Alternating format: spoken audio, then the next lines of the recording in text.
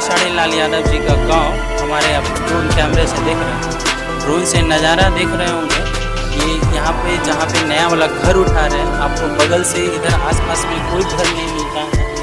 और बहुत ही मतलब ये घर चर्चा में इसलिए है क्योंकि खेसारी लाल यादव जी का घर है, किसी मतलब लोकल इंसान का घर नहीं है। नॉर्मल किसी आम इंसान का घर होता तो ये मतलब उतना चर्चा में नहीं होता।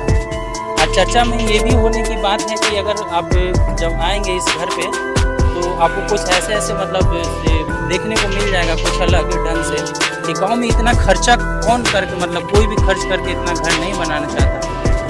मगर जैसा कि हर कोई जानते हैं कि इनका अपना 2-4 जगह पहले घर था। और जब कैरियर बनाने से पहले इन्होंने मतलब जब सोचा